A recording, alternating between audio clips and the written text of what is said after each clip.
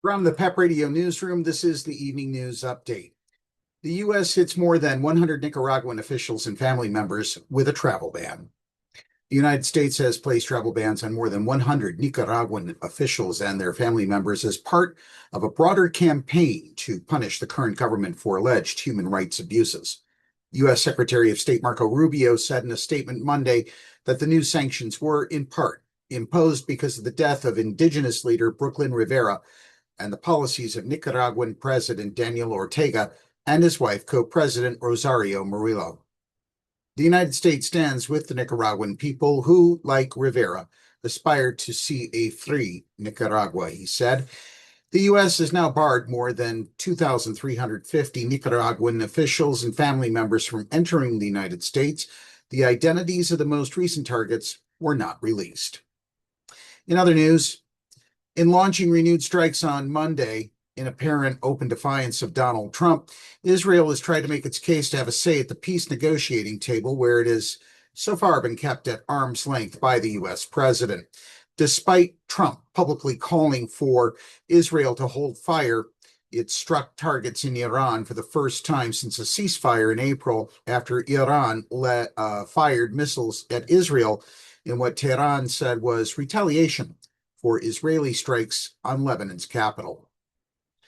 In news closer to home, New York City Mayor Zoran Mamdani told reporters Monday there will need to be some extra procedures for fans attending Game 3 of the NBA Finals at Madison Square Garden tonight.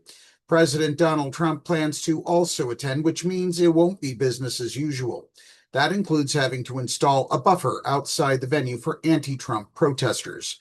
The procedures that are being taken today are the ones that honor that right to protest, and they also look to ensure that we are providing safety and security for this evening, he said.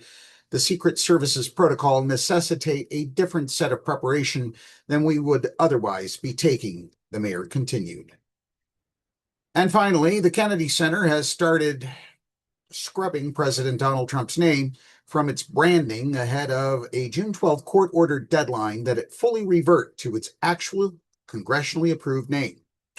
Most visibly, that includes the Cultural Institution's website, which no longer reads the Trump Kennedy Center. The edifice's actual physical signage, complete with Trump's towering name, still remains, however. The Kennedy Center's Vice President of Public Relations, Roma Darabi, told the Associated Press they may appeal the ruling and are complying with the court's order while evaluating all legal options. U.S. District Judge Christopher Cooper ruled last month that Trump's handpicked board of trustees had no legal standing to add Trump's name to the venue.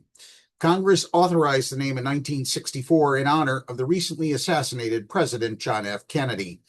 The Kennedy Center's organic statute makes crystal clear that the center is to be named for President Kennedy, and it cannot bear any other formal name or public memorial based on the board's unilateral say-so, Cooper wrote. Congress gave the Kennedy Center its name, and only Congress can change it. That's the news for this hour. From the PEP Radio Newsroom, I'm David Moore.